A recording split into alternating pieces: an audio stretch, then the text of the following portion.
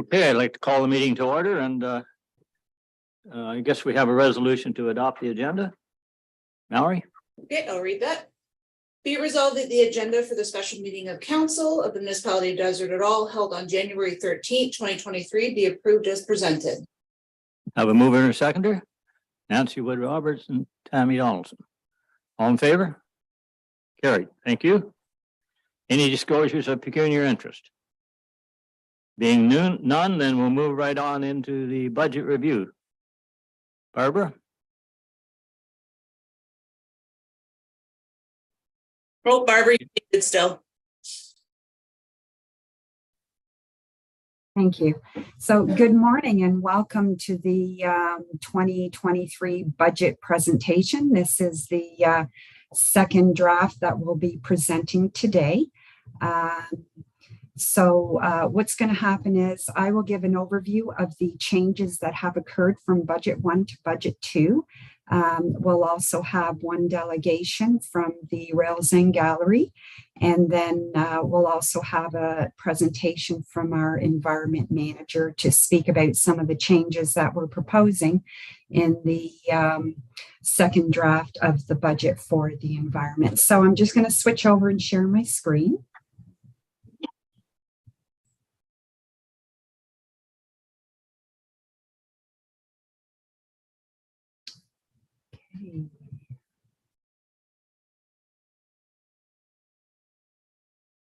Okay, so you should just see the welcome page there. Looks good, Barbara. Okay, thank you. Okay, so a little bit of an overview for 2022. We still stand basically at the same position of the first draft presentation. Staff are still working through closing out 2022, waiting for some vendor invoices to come in, and we're still projecting a potential deficit. Hopefully it's minimal.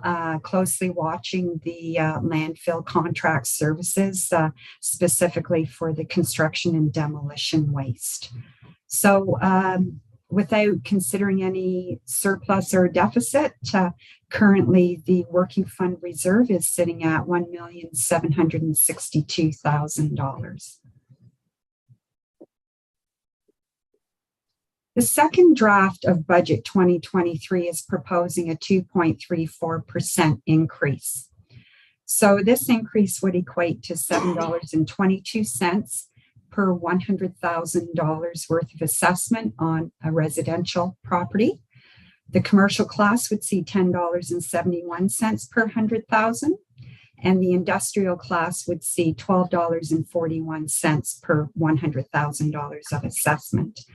So since the last budget presentation in December, we have learned that the education rates will remain the same as 2022. And we have tentatively heard that the county rates at their first presentation are presenting a 6.24% increase. So I thought I'd just put together a little comparison on how Dysart is positioned against the other sister municipalities in the county of Haliburton. And so if you draw your eye to the 2022 comparison, and Dysart being the base denominator for these calculations, you'll notice a property in Algonquin Highlands, residential property at the end of 2022 is paying $33 more per $100,000 worth of assessment. If you move over to Minden, you're paying $91.81 more in $100,000 of assessment. And likewise in Highlands East, it's $206. So you can see here that definitely Dysart has the lowest tax rate within the county. And that resonates through all the other classes as well, whether you're commercial or you're industrial. So these figures here for 2023 are presenting the 2.34%, which still, if there was any potential increase from the other municipalities for their 2023 budgets, that would increase this gap here. I should comment there before we pat ourselves in the chest too hard. Dysert's been growing about twice as fast in assessment as the other townships. That I think the rates Yes. are Definitely a Yeah. very good point. And likewise, the demand for services has also increased.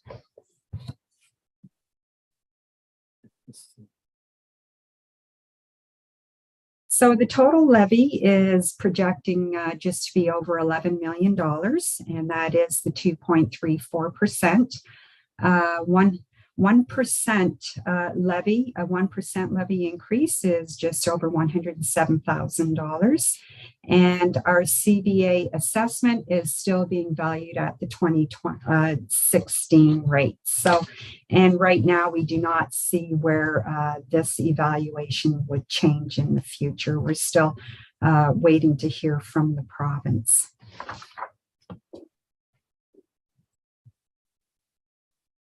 So this slide here presents our three main sources of funding. Obviously, property taxes is our main revenue stream, and property taxes will fund approximately 52% of the expenses in 2023. We then have our federal grants and provincial grants.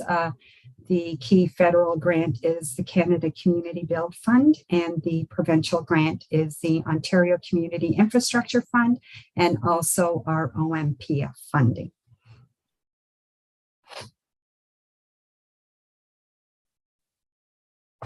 So here, a little bit of a change on the Ontario Community Infrastructure funding. Draft one of the budget, we had presented funding of $159,000. We have since heard that we will be receiving $339,000, and the differential of approximately $180,000 is being channeled to infrastructure projects for roads and bridges. So in our first draft, we were presenting the OCIF funding of $317,000, and now that has increased to $496,000.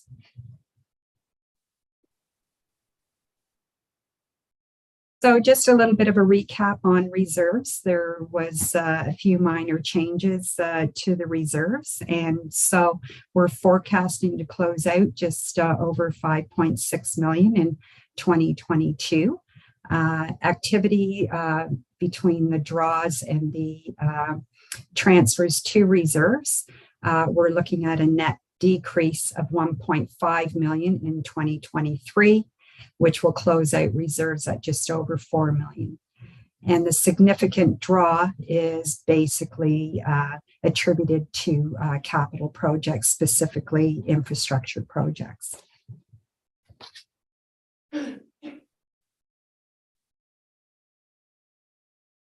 So one of our bigger reserves is what we've historically known as a development reserve, which has since been broken down into the building and facility reserve, the vehicle and equipment reserve, and the roads infrastructure.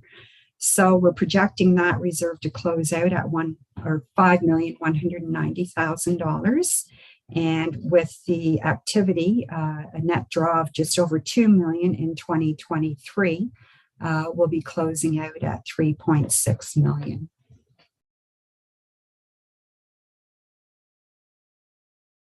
And here you can see in this graph here, 2022, a large increase, and then the huge draw in 2023. So just a little bit of a recap on our capital expenditure project. We did pull some projects out of the 2023 budget. And so there's roughly a $40,000 decrease in capital projects. And so total capital projects now will be just over $2.1 million. The projects that we pulled out was one boat launch rehabilitation. We reduced some of the capital works in the bathrooms at West Guildford, and we actually received another quotation on the furnace replacement at the museum, and that has come down just over $14,000. So on the revenue side, there's been a big shift from the property taxation down to the Ontario Community Infrastructure Funding. We've increased that, and the offset has allowed a decrease under the municipal taxes. So in budget 1, we had presented municipal tax levy funds of 3.9%, which was just over the $400,000 mark. That's now dropped to $200,000, and that represents about 1.8% on the levy.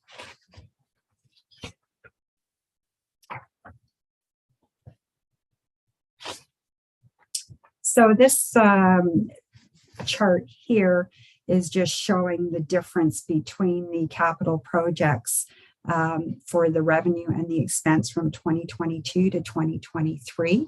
And you'll notice here a huge shift in the reserves funding a portion of the capital projects, whereas in 2022, we had a smaller allocation going to our capital funding for projects.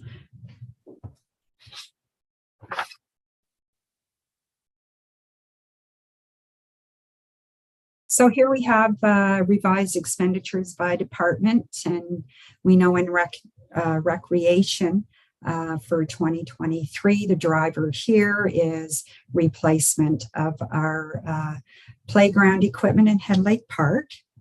Under transportation, we have a very aggressive budget for roads infrastructure, and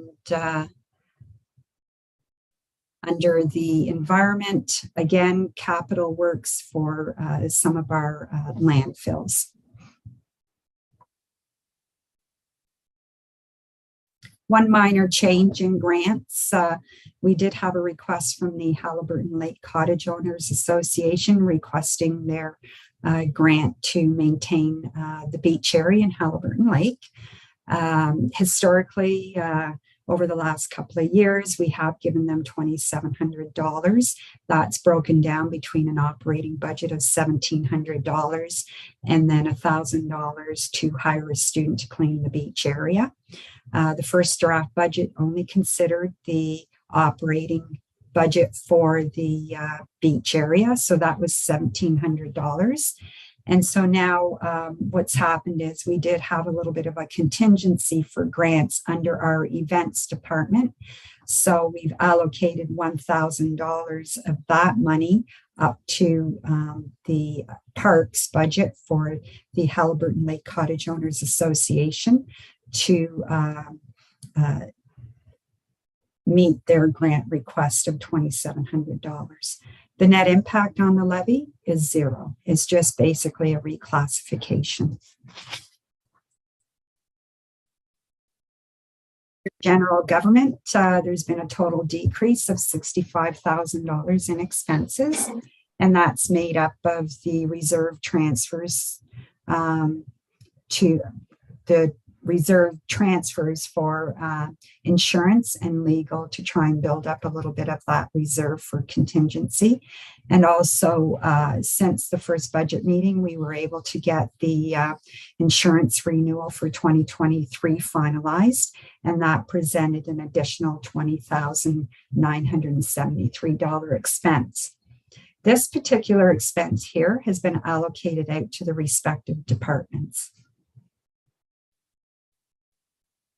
Under building, there's been an increase to the building fee revenue, and basically this reflects the new fee structure and also the increased building permit activity. Under transportation, we're seeing a net increase of $245,000, and that's basically made up of the grant increase for the OCIF. We've removed the Public Works feasibility study for $20,000 net, and we're also removing the master transportation plan for from the county service delivery review initiative, and there is a small increase for the insurance. Under environment, there's an overall decrease of $270,000. This is made up of an increase in tipping fees and primarily due to the construction and demolition waste. It is a user pay system, so this increase here is considering a substantial increase in the tipping fee per cubic yard for C&D waste. And our manager of environment will elaborate that during the presentation later on in the meeting. Under Parks and Rec, there is a decrease of $24,684. And again, we've removed one boat launch rehabilitation, some capital work at the West Guildford Community Center. We've removed or added the $1,000 for the grant, and then the insurance increase there of just over $9,300. Under planning, we're looking at increasing planning revenue. Since the first budget meeting, we've been able to get some clearer historical numbers, actual figures at December of 2022. And so there is some opportunity to increase the revenues there. So in closing, this is just a picture of where our tax dollars go. And you'll notice the top three being transportation, environment, and protective services represent well over 70% of our total expenses for the municipality. So that concludes the overview presentation. If there are any questions, I'm happy to take those. Well, Barbara, I think we should explain the, it looks at first blush that we're dramatically reducing the reserve fund. Would you explain the difference between working fund reserve, that's a lot of that, and the others? I think council need to know that. Yeah, so working funds is basically the net result of municipal operations at the end of any given year. And so if you were to relate that to private business practice, it would be the net result to your retained earnings. So essentially, it is surplus or deficit cash based on your municipal operations. The budget process does present a balanced budget. It is a budget. Activities may happen throughout the year. They may not happen to contribute to a net surplus or a deficit. So what happens is if you have a surplus, that money gets put into the working funds. And if there's a municipal deficit, funds are drawn from the working funds to balance the budget. So when you're looking at the other reserves and reserve funds that we have, and we often hear about our capital reserve funds, we have historically a development reserve fund that funds a lot of our capital initiatives, and that could be roads infrastructure, it could be bridges, it could be vehicle replacement, equipment replacement. Those funds are utilized to mitigate the cost of those capital projects. I think we should comment too that we have stayed within the provincial guidelines on the working funds. Like I think there is a guideline there, and I think we're okay there, aren't we, Barb? Yes. Yeah. Okay. Yeah. No. Yeah, that's basically was my question going to be. I didn't know if there's are we bound by That's certain, yeah, how many funds we can have in I there? think we're allowed, we're supposed to have about 900,000 in there. It's in that range, and Right. we're still over Yeah. that. Yep. And so I'm just going to stop sharing my presentation. Yes, what we've done is actually through our reserve policy implementation in 2022, we did go back and look at our reserves and develop benchmarks. And the minimum benchmark that we've established for the working fund reserve is $900,000. So we've certainly had some years where there's been a cash injection into the reserve, and Right now, at the end of 2022, we're looking at about $1.7 million. But keep in mind that we have a little bit of an operating pressure there with our landfill and our construction and demolition waste. Councillor Wood Roberts. I just wonder if Barbara could, when it comes to the auditor's report and things like that, can you just briefly explain that we are allowed a certain percentage of debt repayment a year and that we've always really stayed well within that guideline, because that kind of ties into this. Right. And so what you're referring to here is the guidelines from the Ministry of Municipal Affairs and Housing. And so that's our annual debt repayment limit. And that is established there. There is an algorithm based on the information we provide through the annual FIR reporting. And so definitely the municipality is well within the limits of the ARL. 2023, as it stands right now, our debt is utilizing about 27% of the leverage that we actually have for debt repayment. It'd be nice if we didn't have any debt, but we do have a little bit. So, Councillor Casey. Yeah, I don't know if this is the right time or not, Barbara, but and just anyway, compliment all the department heads on trying to keep everything as physically tight as we can in the market we have and inflation and everything else. To me, it looks great. The only question I have is regarding our landfill. I looked at the numbers there last night, and 2021 seemed to be pretty balanced in terms of costs and everything like that. And then the next year we're down 200,000. Looks like we're down another. I'm wondering if we can get some more detail in regards to where that catalyst happened. If it's, we had debate here previously about, you know, where the differences could be. But to me, if we're taking money in for demolition waste and we're sending it away to get it looked after somewhere else, there has to be some sort of accounting or some. I'm trying to find out where there's a $200,000 spread in 1 year, what the catalyst of that is. So we're not creating a runaway train where we're not investigating it now to create a better structure so it doesn't happen year after year, because it seems to be growing at a pretty good rate. Is that something we can see more detail in? So I would defer to the manager of environment. There will be some details coming later in the presentation that may answer your question. Definitely, just top level, I can honestly say economic factors have a big play in this here, what's happening out in the economy right now. But I would defer to the manager of environment to perhaps clarify that piece for you. Okay, thanks. That's a really good point, Pat. And I think what's even more disturbing is that we stopped tear downs going to the Haliburton landfill site. And that's a huge amount of construction C&D. So it should have gone down instead of that went up. So I don't know the answer. I know it's more in trucking and more on weight and mileage and all those things, and we don't have a lot of choices to where we take it. So it's tough. It's tough to find an answer to that. Anyway, John will be here shortly, so not sure he'll have the answer either. I don't know if there's an answer.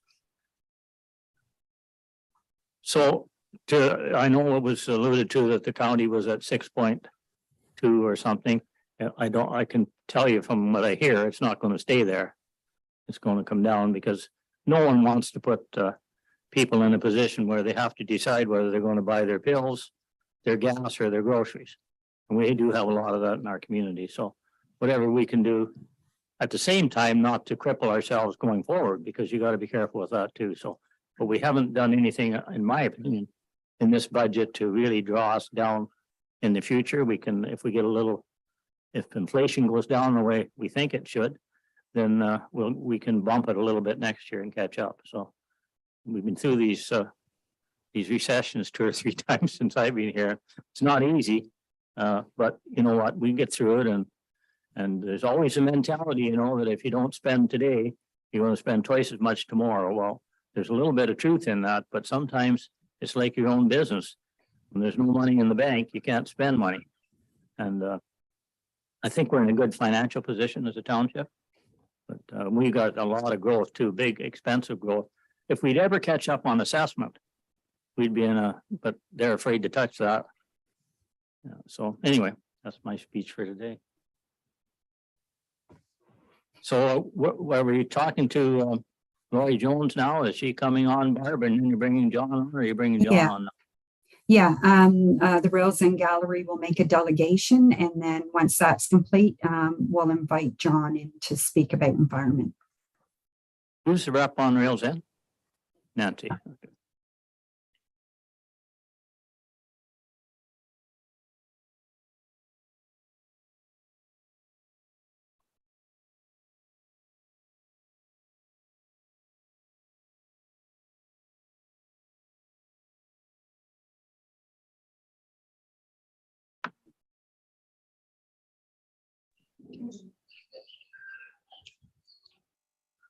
Good morning, it's Dagmar Bocher. Well, hello. I'm all ready for my vacation. Good morning. Morning. I can see everybody's there, so shall I just begin? Is Go that ahead. good? Okay, so thank you for having us.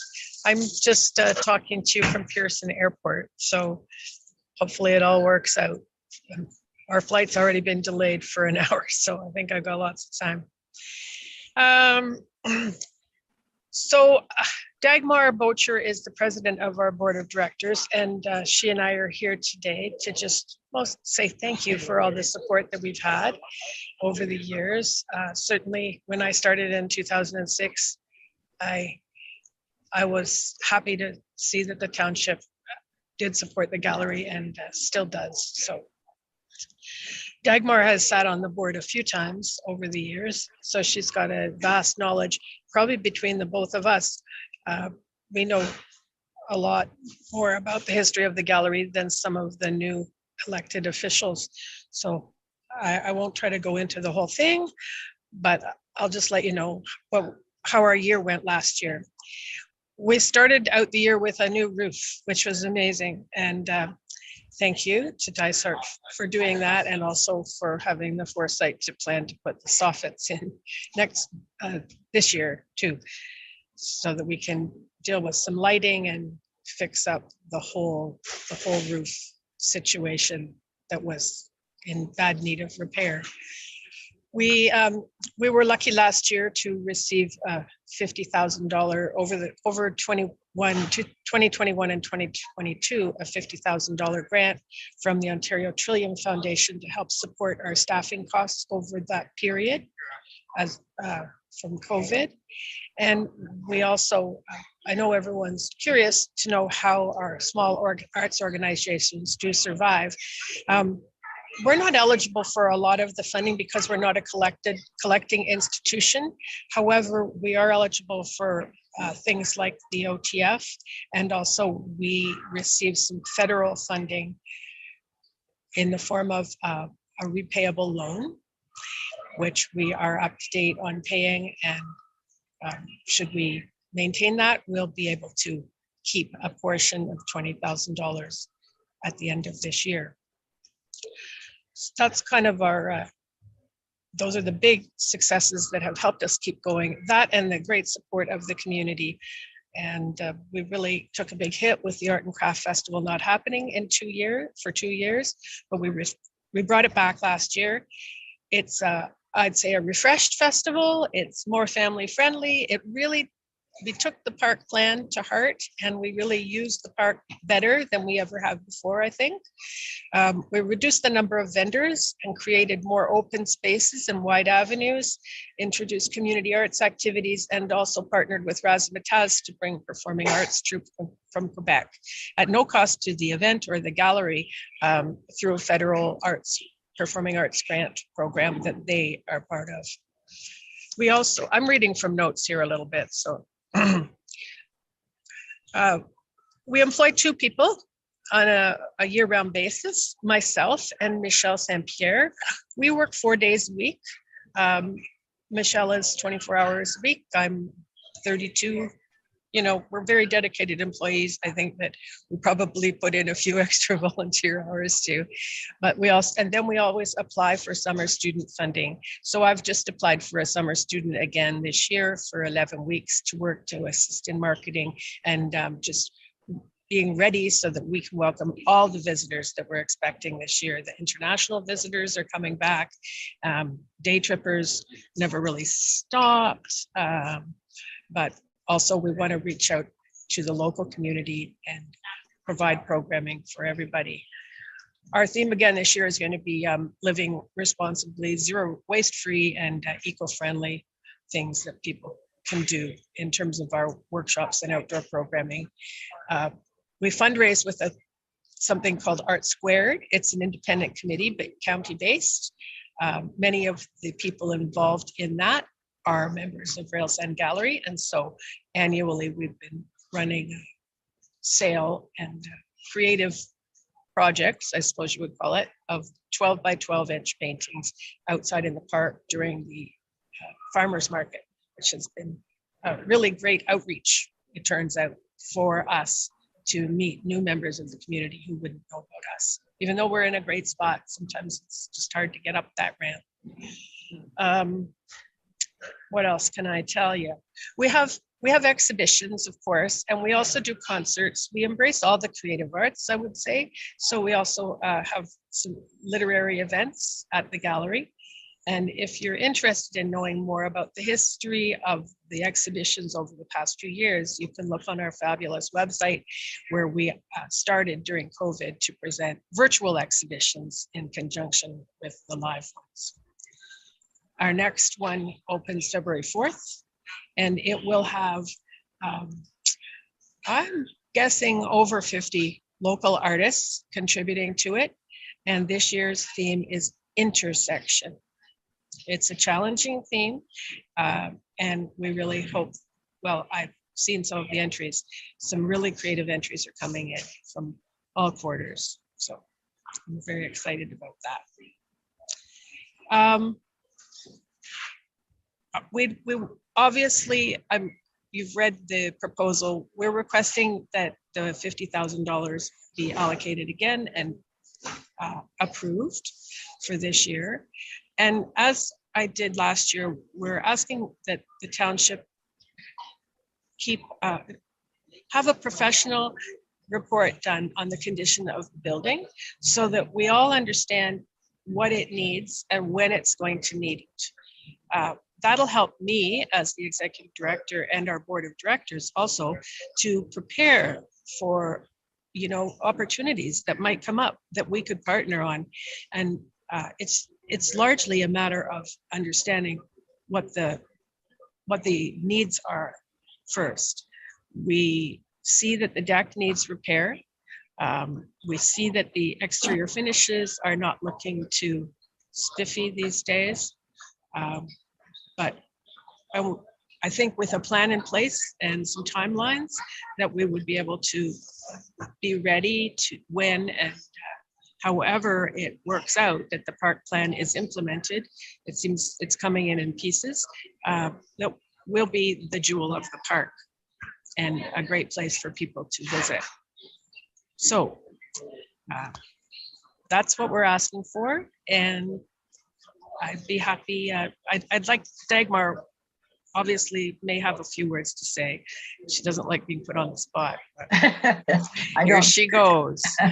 Dagmar Bocher. I don't mind it at all in my work.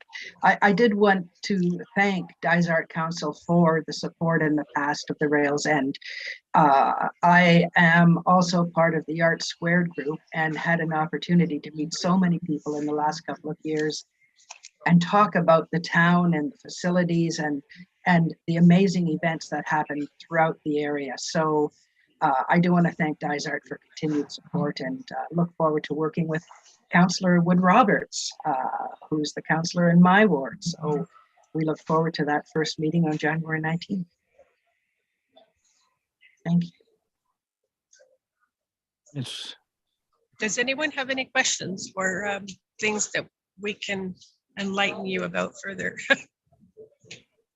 I don't think, I think we're fine with that. I think we got 50,000 in the budget, Lori, and I guess the other request, we do have a maintenance man on staff here. I'd like him to look at the building, and that's rather than hire a consultant, because I'm not in favor of hiring consultants all the time. You may have heard that. But, I think I've heard that before. I didn't mean necessarily a consultant, just somebody who knows a lot more than me. yeah, well, I think Rob does. Yep. So let's have him have a look at it, review it, and then you can plan going forward. That sounds Thank you. everything we wanted. Okay, thank you. Thank you all. I look forward to working with you, Nancy, as well. Bye-bye. Okay, so now are we going to have John, Barb? Yep, I'll switch it back over to the presentation and we can bring John Watson in.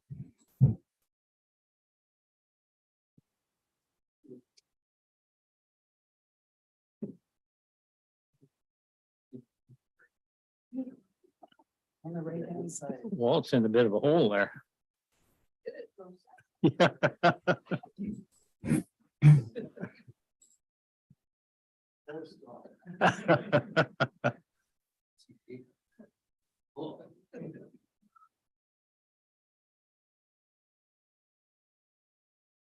Good morning, Council.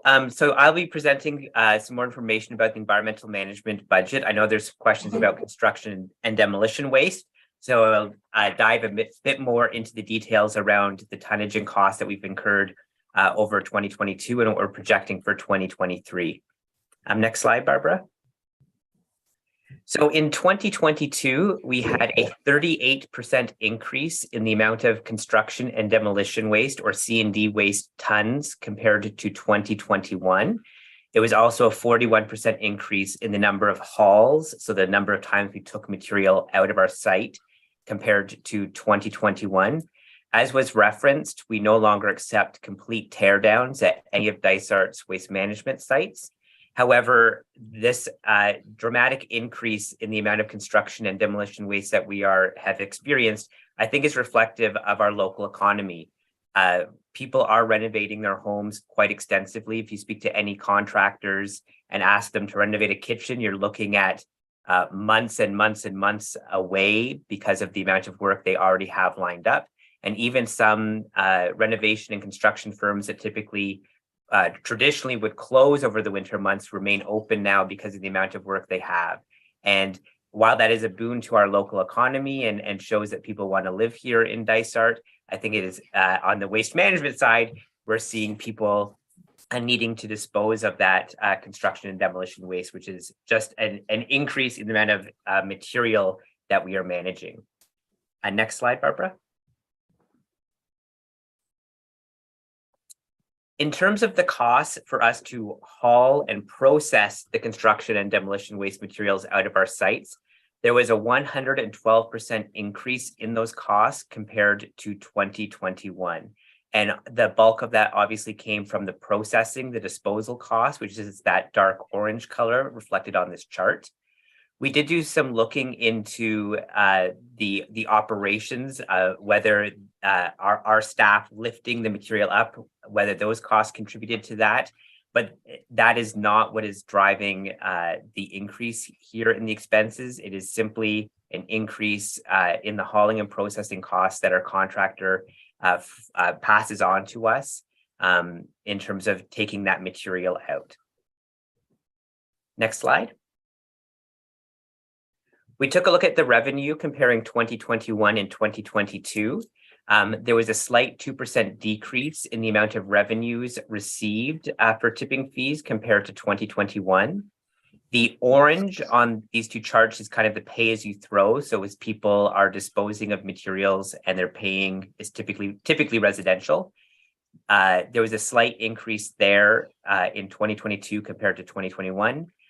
The blue is the pre-approved credit account. So a number of businesses have pre-approved credit accounts and they're invoiced monthly by our finance department. There was a decrease there compared to 2021.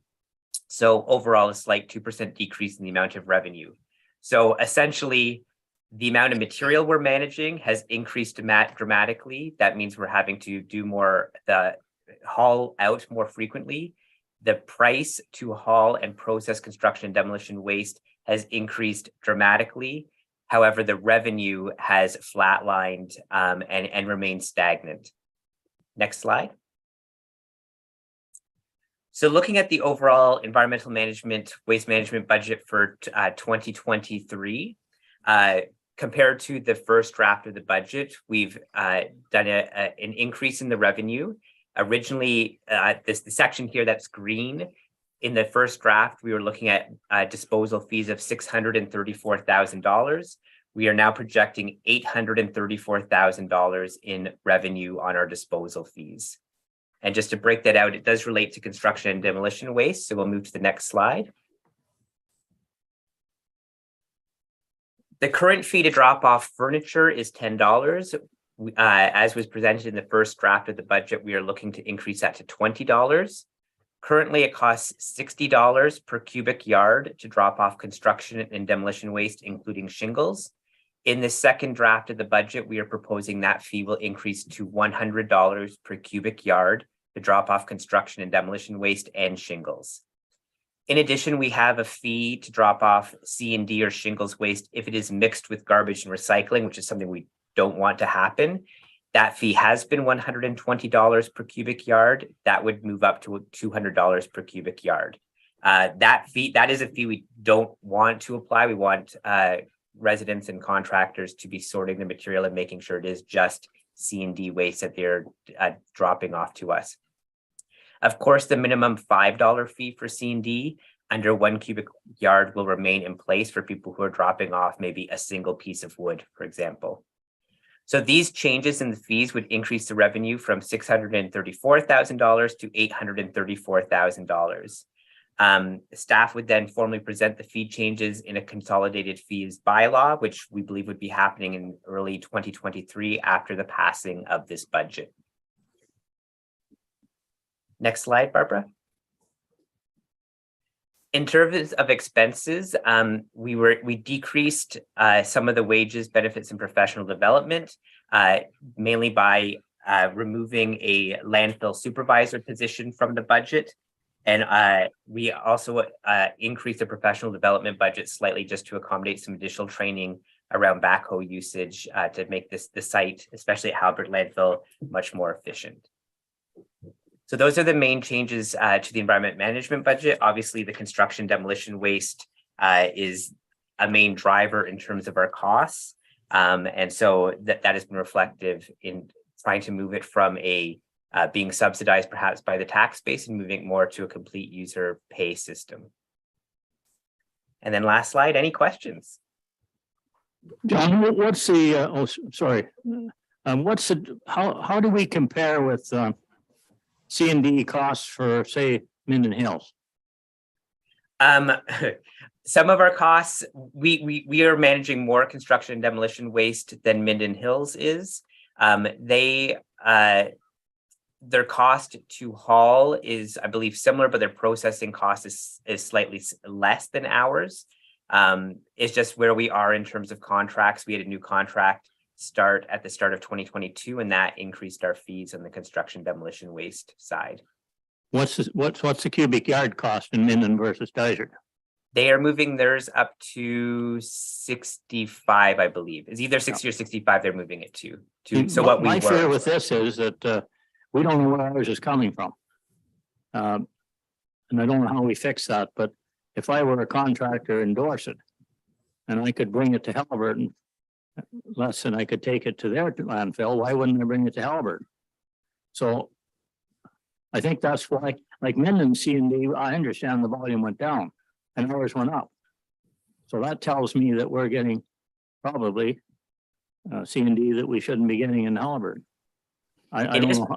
It is possible that contractors who maybe work in other municipalities have unfortunately been bringing materials to us.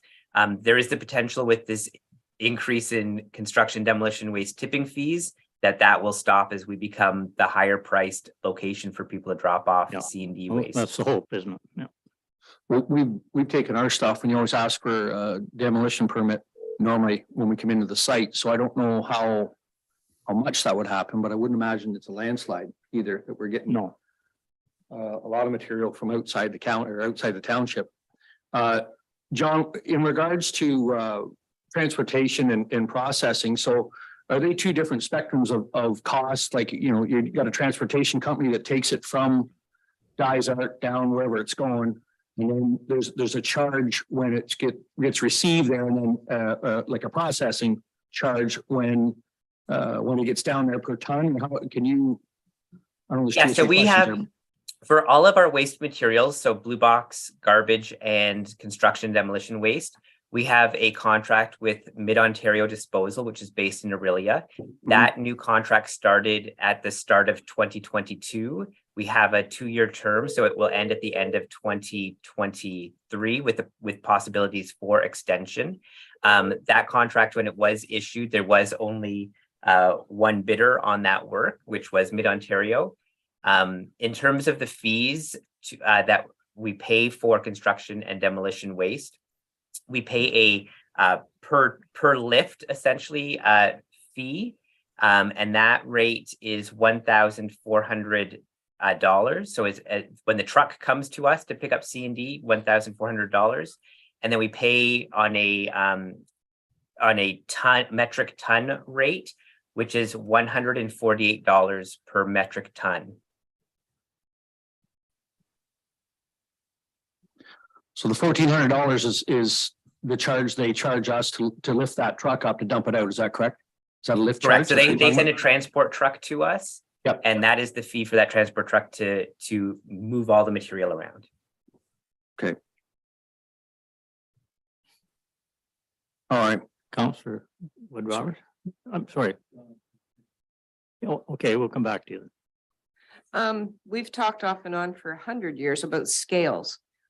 Would having the scales put in place or getting them change the amount or the dollar amounts on your tipping fees and your costs for disposal? Yeah, so we've been every year for the past 5 years, we've been putting $20,000 into the reserve to purchase scales. It is something in the plan to implement at Haliburton Landfill. I know in Minden Hills and Algonquin Highlands, they'll be implementing scales as well in the next year or so at one of their sites each. I suspect when we introduce a scale, we would be able to then start charging per metric ton dropped off. I admit, I suspect the fee will go up. Cubic yard does not equal a metric ton. And I suspect when I look at other jurisdictions, their fee to drop off on a metric ton is much higher than $100 that we're proposing. It's in some cases you're seeing $175 per metric ton, if not higher. Okay, back to you, Pat. John, unless I misunderstood some of your presentation there, you're saying that the revenue's flatlined, if I understand right, but prior to that, the intake went up almost double, if I understood the numbers right there, right? So Correct. it was like when we got the bids for Mid-Ontario Transport, have they done transport work for us in years past? Like, was there dramatic, like were they twice the amount or 3 times the amount? I'm just wondering whether if they knew they're the only game in town or the only bidder, whether, you know, a portion of this could be due to them having really naming their own price to do what they want to transport the waste south, if that makes sense. But so Mid-Ontario was the only bidder. I mean, and they were our contractor prior to the current contract. They council asked us to, instead of extending their initial agreement with us, to reissue an RFT. We did, and Mid-Ontario was the sole bidder on that work. The fees, they went up. I mean, fees everywhere are going up. The thing is, we are dealing with way more material than we have been in the past. That is a dramatic increase of, 31% increase in 38% increase in the amount of tons that we're managing. That is unprecedented and probably could not have been accounted for or guessed that we would be experiencing that from one year to the next. okay. So again, going back to revenues flat, I say revenues flatline, but we had a huge increase. But they should be following each other, I would assume, no? It's a hard comparison because you're charging per cubic yard and paying per metric ton. And so a cubic yard of drywall, for example, it's going to be heavy. And so the metric ton of that is going to be different than what a cubic yard is. Right. And this is where the scales, if that comes into play or when it comes into play, would be advantageous because we could actually kind of, we'd have revenue based on what will be coming in and what's going out. Okay. Again, I'm just going back to 2021 again, where everything seems to be in order, even, they were pretty close. I know that, if your overhead fees spiked, say the transportation costs spiked in 2022, they're not going to spike, I'm going to take this the right way, they're going to spike $200,000. It'll be incremental, but it wouldn't be double in terms of costs going out. But anyway, that's my own opinion, but. Well, it would be something that's happening that's not normal here. When's your contract, John, in with Mid-Ontario? It ends And at the the end other- of this year with the possibility of extension. Okay, Yeah. Only got a comment. yes. So I know there's been a lot of talk about the scales over the last few years, needless to say. And of course, we talked about having scales at Halliburton and Guildford. But would there be any discussion which would, needless to say, save us some money if we just had one set of scales or the scales at Halliburton and all the C&D waste arrived there? Is that possible? Sure, it's possible, yeah. Yeah, it's definitely something we can look at operation wise. I suspect in terms of what we have in the reserve, if we would be implementing scales at one site first, we could not do both at the same time. Some things to consider about how Halliburton landfill is at the moment. It and West Guildford are closed 2 days a week. So an option to consider down the road is that a site maybe is open 5, 6, 7 days a week. Tuesdays in Halliburton can be a challenge, especially in the summertime with the farmers market, but in terms of getting through town. So that's just something to consider too, if we're trying to have all C&D waste go to one site. We just have to be aware of traffic flow coming through the village. And like I say, I don't have the authority to say, let's get the scales tomorrow. But I mean, we've been talking about this for so long. Why don't we get this ball rolling and get some scales in here? If it's going to save us money, because this C&D waste is not going away, needless to say. And the other one is, I know this might sound really off the wall, but how the heck do you keep it dry? Like most times it arrives dry within a day or a week or a month. What's the weight of it then? I mean, it might cost us a large investment, but I mean, this is something I don't know if we're going to continue to take this C&D waste. This is something that I think we should be considering. Yeah, Thanks very much. yeah, building a facility to house the C&D waste is definitely an option. Obviously, there'd be capital investment there to put a facility in, even if it's a glorified shed. I really just want to stress, we do not have construction and demolition waste sitting for large amounts of time. We've already had loads of C&D go out of Halliburton and West Guildford in January of this year, right? We're trying to get it out as frequently as we can. Last year, we had our first pickups that started in March. It went all the way through to December. There were times where at Halliburton, we were doing 4 transport trucks a week of C&D material. So it's not sitting for months on end, soaking in rainwater and snow. We are doing our best to get it out as frequently as possible. Also, so we're in compliance with our environmental compliance approval issued by the Ministry of Environment, Conservation and Parks, because we can only have a certain sized area for C&D waste. But it did stay there all last winter, didn't it? January and February. Yeah. I don't know if it's worth an effort, but it'd be interesting to put this out for public tender. And just see what the numbers come in at. Because it was a dramatic jump from 2021 to 2022 and 23. And I don't know why that is, because we have quite an investment in equipment and time there, so I don't know if it's worthwhile or not, but anyway.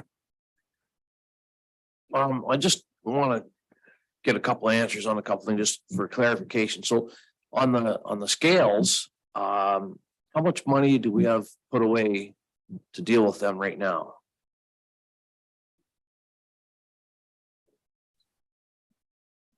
Did you want me to answer that one, John? Sure. Okay. So, considering the transfer for 2023, it will amount to $120,000. Okay. So. And another question is, so what we're basing this whole budget on is making sure that we have new revenue coming in of about $200,000 on the dump, right? And It is, We're yes. trying to increase our revenue by $200,000 there. So we're relying on that. And the next thing is, what exactly, did I not hear this right or not, but we are taking total tear downs or we're not taking total tear downs? We do not take complete tear downs at any of our sites. So how do we know that? Like, somebody brings in a trailer full of, and they come in 50 times, how do Yeah, we know we're not taking that? At this point, in all honesty, we can't make that distinction, especially if they're going to different sites. We would not know that. That is potentially, I would say, the challenge of our system, in which we are not moving to a digital transformation in terms of being able to track vehicles and households and businesses using our sites. We have been in discussion with some of the other lower tier municipalities who are looking at moving to a digital landfill card. And so we would know how many times you've come, what sites you're using. And maybe there's a limit on the number of times you could use a site over a year.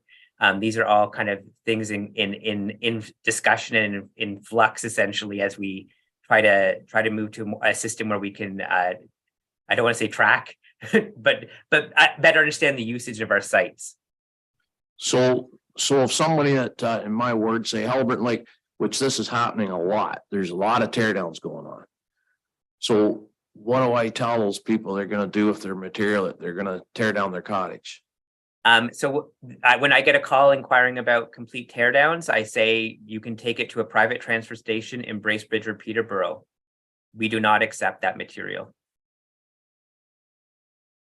Okay, well, I don't know. I just have a little bit of an issue with that because the cost for that would be astronomical.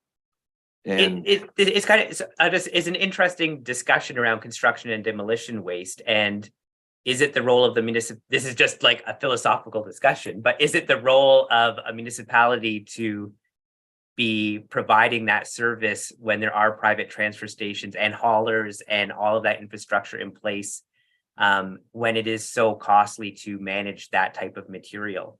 I understand that. I just worry about it just the way the way Haliburton is that there's a lot of cottages built in 1950s. And people are coming up and they're want to build new places, and we're going to get increased revenue from that.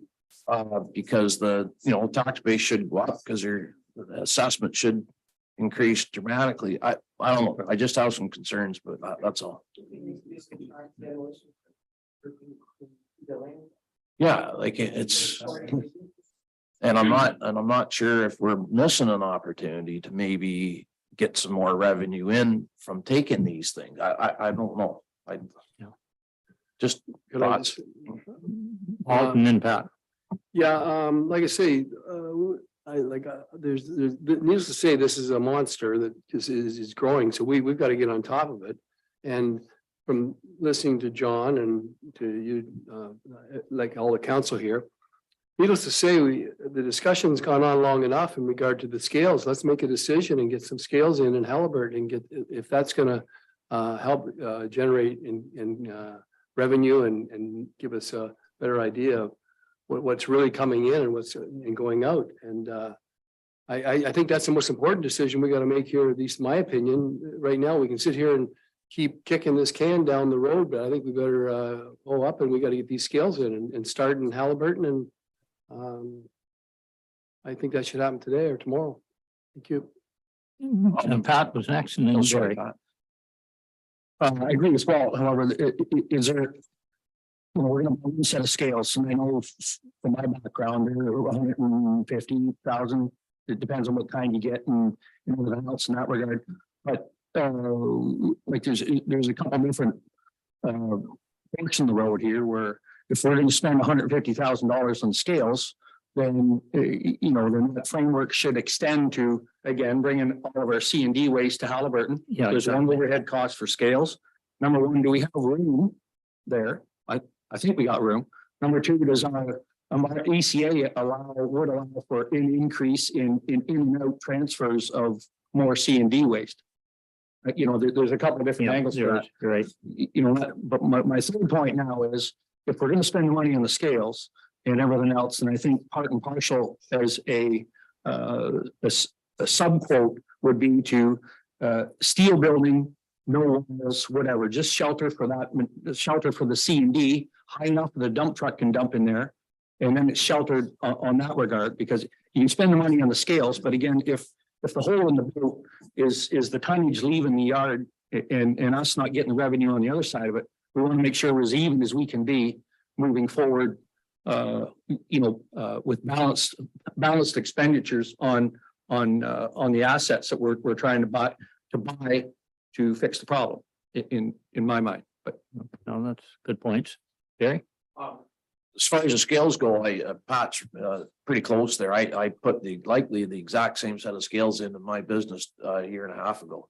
And that's why I asked how much money was there, because it was $120,000 2 years ago, so it's increased a little bit. But anyway, yeah, you're looking at likely in that $150,000 range just Yeah. to get them set up. And you would have to, I absolutely believe that you would have to leave Halliburton dump open basically 7 days a week. I don't Yeah. think if you're gonna take that material and take it by the weight, it's gonna have to be available to be taken in at any time, so. And certainly you have to stop C&D at West Guilford or they take it there for the cubic yard price. Yeah. So, And, It'll have to be and one we place. accept C&D at 3 of our sites. We also accept it at Harcourt as well. okay, so that's going to be an issue out there, but I don't think you're going to drive all the way to Harcourt with it lately. nothing wrong with Harcourt. No, but you don't want all the C&D either. Pat, do you have another question? Okay, John, another question. Pat, sorry, your mic's not working very well. Nancy, do you mind turning yours on and just facing it towards Pat so we can hear him? Might need a new mic. Lori's bringing one.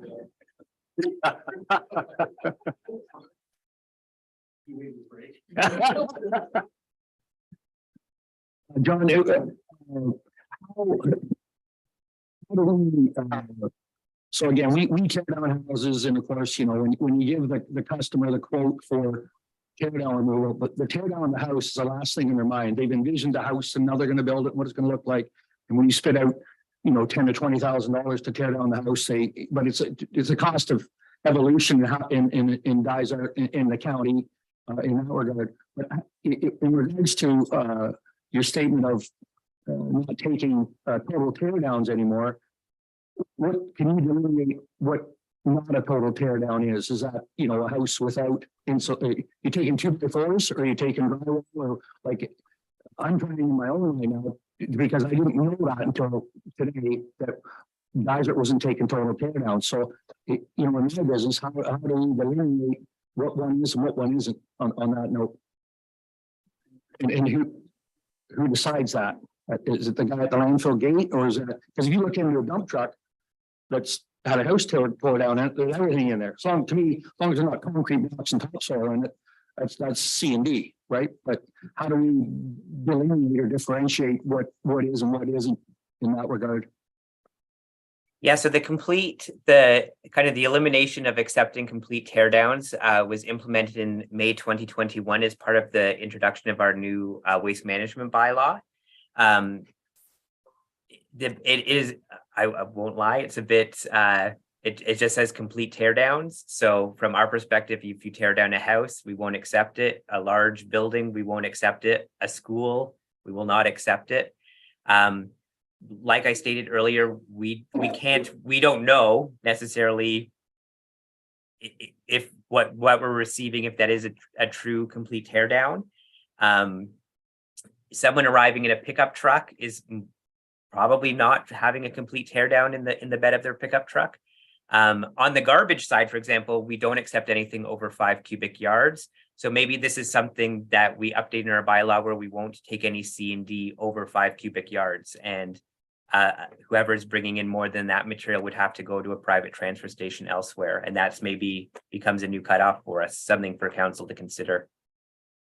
I propose, again, when we go in now, it's, we have to supply the demolition permit, number one, to verify where it's coming from and what land it came from, as I'm aware of it now. But, you know, moving ahead to the future, if you're saying that you're capping residential waste at 5 yards, on the building, pardon me, on the demolition permit, it should state whether it's residential or commercial. And I'm just using your example as a school, right? If we're taking, you know, somebody's tearing out a school, you're going to have 400 cubic yards of C&D. Yeah, of course, we don't want that. But in terms of a ratepayer wanting to get rid of his house and stuff like that, does that equate to 40 yards or whatever? If there's a cap on it that way, because again, I don't know how physically contractors in Haliburton are going to be able to say, you know, there's just 2x4s coming today, you know what I mean? Because it gets amplified in regards to tearing a house down, whether you physically tear it down, like guys on the ground taking screws out of drywall and taking insulation out, you know, you're almost better to burn it anyway. So stay out of that one, but Just one more thing. Yeah, John, like if we're gonna put the scales in and could we not maybe like create a lot of business here where it would really benefit the municipality and build this proper shed that, you know, that would keep it dry, so we are gonna get the proper amount of money when we're charging the guy coming in, but it's a big thing is the truck that's going out. What's the weight there? So I really think it's something that and I don't want this, like I say, to be pushed aside. I'd like to see us keep this item on our thoughts, because I really believe that it's something that's not going to go away, and I really do believe that we should be addressing it in a way and looking at all the avenues of maybe, you know, taking, like Pat says, a tear down, but we're going to benefit in the because we are representing the municipality of Dysart, and it's all about the budget and money. So. Yep. Given that this probably isn't something going to happen immediately and isn't going to affect this current budget year, I know Rob and John have already initiated work on looking at what the future landfill design would be and so forth with the different things happening. So is this something that we want to sort of direct that council wants to move this up quicker and sort of be ready for a plan for this fall to present in the fall budget, so that he can just start working on it and bring it forward to council for more discussion? Because it's a really big topic, and it's like you said, it's not going to happen overnight because you have to get everything changed through the ministry and approved, and there's other pieces involved in this as well. But I just have a quick question for John. You said private enterprise. What do they do the waste when it leaves our facilities? Where does it go? Yeah, so when Mid-Ontario collects the recycling, garbage, and construction demolition waste, they first take it to their transfer station in Orillia. The garbage and the construction demolition waste material is respectively consolidated at that site, and then they long haul it, so in a transport truck, to the Twin Creeks landfill, which is located in southwestern Ontario. It is a site operated by Waste Management, so a large firm. That landfill that's there in Watford has many more environmental controls in place than we have at any of our landfill sites. It's considered a much more engineered, environmentally safe landfill site compared to ours. And so disposal there is where the garbage and the construction demolition waste goes. What do they do with it? They landfill it. So if it's private enterprise, is it not possible to have something here? So the Twin Creeks landfill located in Watford, which is where our garbage and construction demolition waste goes, is 300 acres approximately. And that is a much bigger discussion than I think is the venue here for. If council is wanting to look at building a big landfill like that, that's a different discussion, I think. Thanks. One last comment, and I won't dwell on it, but needless to say, I'm really in favor of incinerating garbage and whatever. And why is not somebody in our province or our country discussing this at a higher level? This thing is, like I say, it's a monster. It's not going away. It's growing another head every day. And we're not addressing it like other countries are. This is something that I know Dysart would be a big thing to take on, but we've got to start thinking about this. This is like this guy in Watford. What's going to happen when he says, I'm full?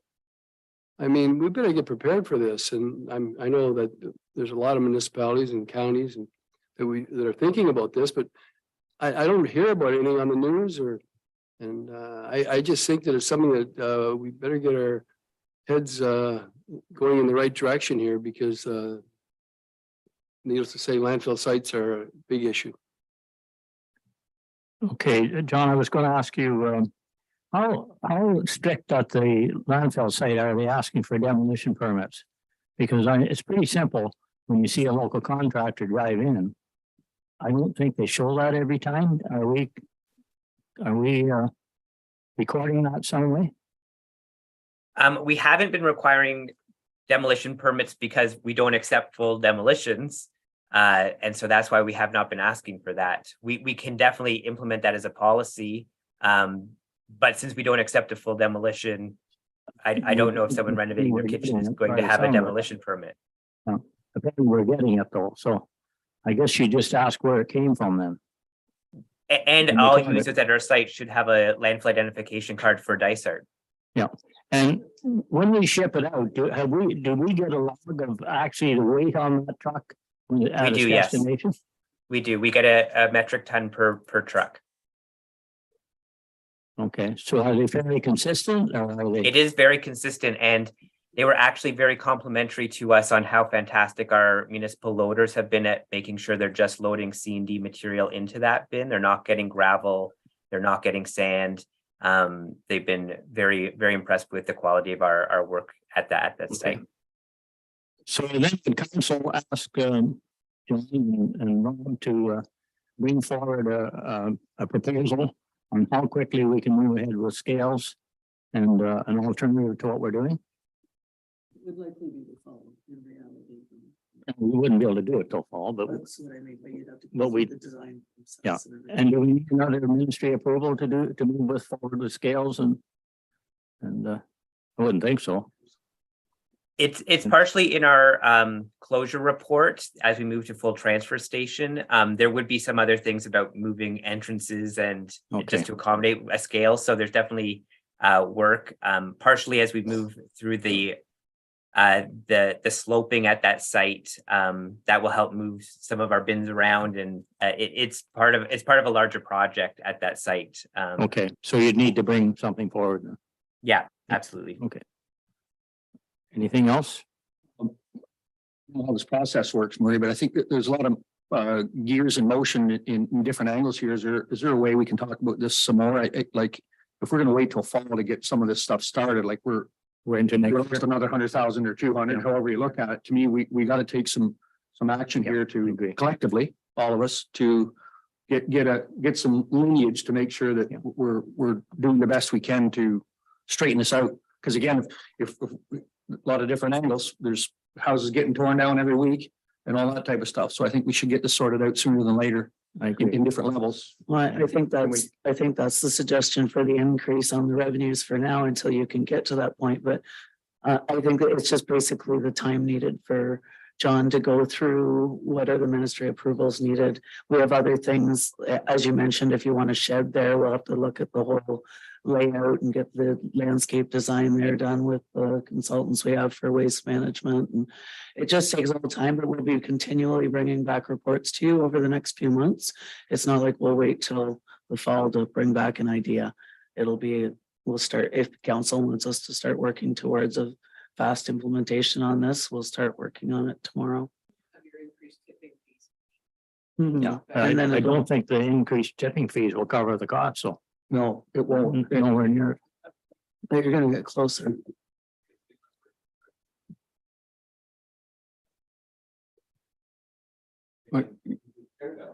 Right.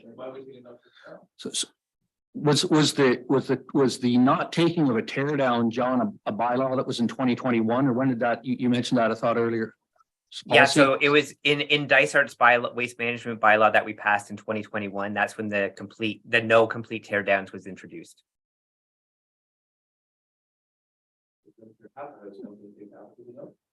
Send that. Can we rescind it? Yeah, we can rescind anything. Can we talk about that further, other Yeah. than, you know, I think there's another discussion on Yes. this. to me, there's a couple of different layers to it just yet. Yeah, for sure, because kind of our discussion too, what you take a renovation, you're taking renovations, right? Yeah. So you completely take a house apart on the inside and everything, take all that, but you don't take the 2x4s on the surrounding. Take them next time. Yeah. You know, It's Just- about sheer volume. Yeah. That's all it is, of managing the volume coming in and out. It's not so much what the materials are in the flow. Tamara, do you have your mic on? Just a friendly reminder to everyone. Sorry, yeah, no, I was saying it's Yeah. just about sheer volume, not so much what's the composition of the load. If we don't, like collectively, if we make the system easy to use, common sense and everything like that, otherwise the cost of C and D is gonna go up. We're gonna start seeing more gravel and 2x4s laying in ditches at night. And it'll start climbing as a side note, but anyway, I've had enough. So I will say there's also in construction demolition waste, you can recycle some of it if it is separated. So Dysart could say you must separate your drywall from your wood, from your porcelain, from your insulation, and we can recycle that. And if you bring us a true mixed load where you have not done that, the fee is dramatically different to help encourage waste diversion, which is something municipalities are really focused on doing.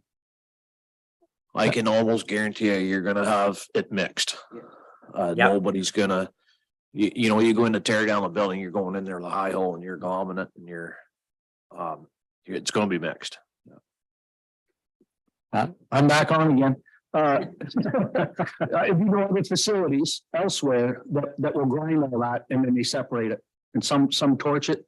I mean, it goes in the incinerator or what have you. So there's different angles. And again, make the system simple and effective and it becomes fluid and effortless, you know, top to bottom, but anyway. Okay, we're going forward as fast as we can then. You got a big job ahead of you, John. Thank you. Anything else for John? then? Good, thank you.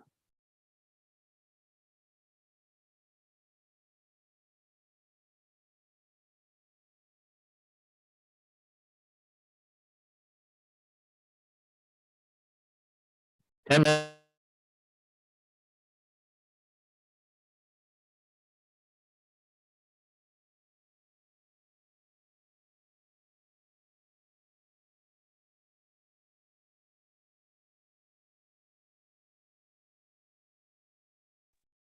Looks like we've lost the council room there. Are we going on break or? Because we didn't hear anything about it.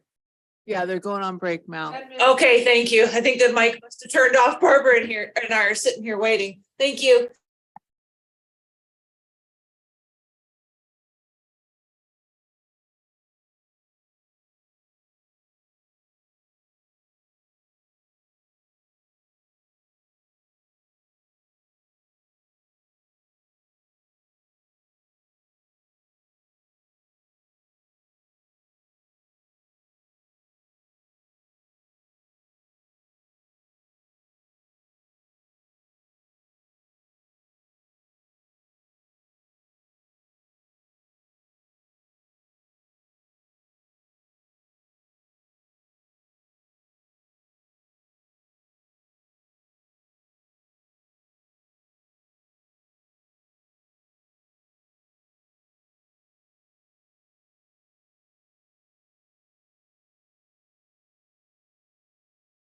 Okay, Barbara, do you want to carry on then? Thank you. Yes, so that's basically the presentation for the second draft budget, and turn it over to council for any further questions. Is there anything, I hate to ask this because I'm afraid I'm going to get an answer. During the campaign, is there things that came up that you want to see included in the budget that's not there, or are you comfortable with the budget the way it's proposed? We started out at, Barbara was over 20%, so I think we've done a pretty good job of paring it down. But I still think we got the things in there that are necessary, so. I don't know. Up to council. We don't want to rush the process because there's really no reason to. Yeah. Once.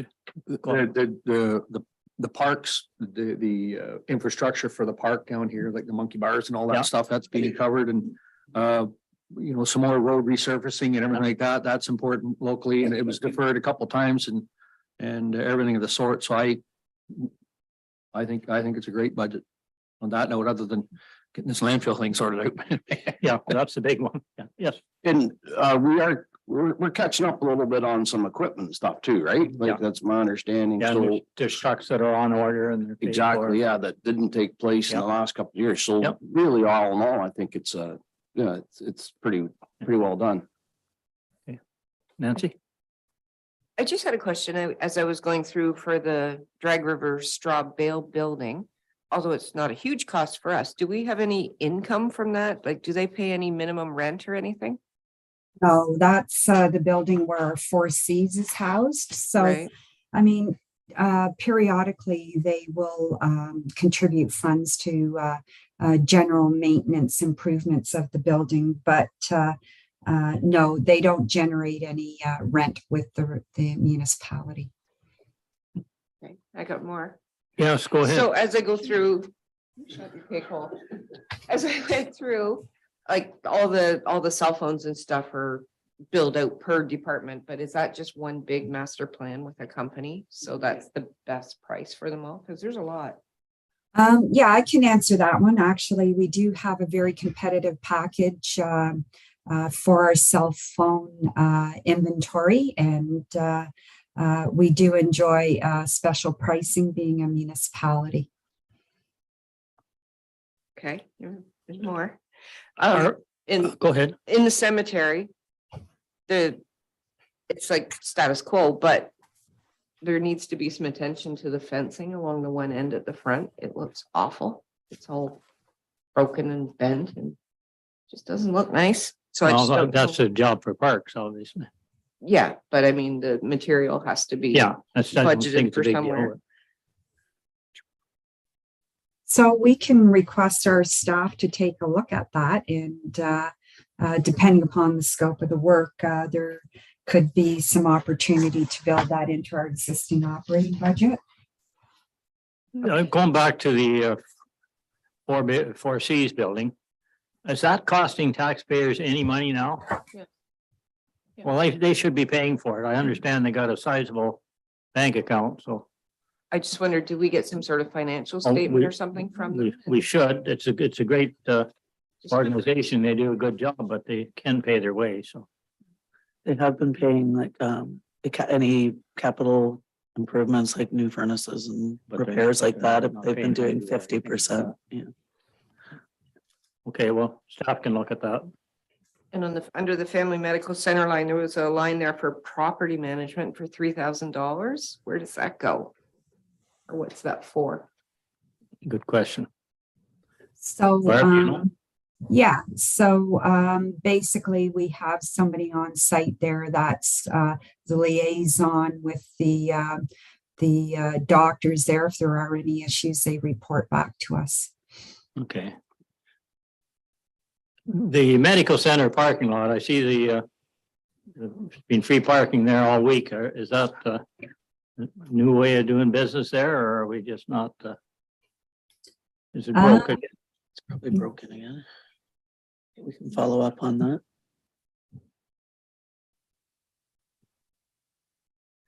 That gate does have a lot of issues. It does, doesn't seem to work very well. No. It's kind of like the charging station. Costs money, but it doesn't work very well. Okay, is there any other questions for Barb then? Okay, I guess. If there's no other questions. Do we have a resolution, Mallory, to accept? Okay. Up in the top, there's an increase in the allocation or in the general government for the council expense. I don't have the sheet in front of me that says what percent increase that is. Was it 1.7? 1.7. Yes, sorry, Sorry. go ahead. No, you go ahead. Okay, so essentially, the way the bylaw is written for council remuneration is that they would get CPI based on the previous 12 months rolling, October to November. And if that rate is higher than the COLA for the municipal staff, then that would be scaled back. So the COLA increase for municipal staff is 1.75%. And the CPI we know is gone up exponentially. It's at 6.5%. So we would revert back to the 1.75 increase for council. I'm just willing, I feel if we're really pressured under a budget. Yeah. I not a mean, big I deal. would be glad to waive that increase myself. Okay. Okay, so Mallory, do we have a resolution then to accept the 2023 budget presentation, second draft? Sure, and are we accepting the budget or are we holding our February meeting, I guess is our next? No, we're going to hold our February meeting. There's no Okay. panic there. There could be some changes at the county that would make us think again, so. And we're Okay. not holding up anything as far as I know. Trucks are being bought. Surfaces can be tendered.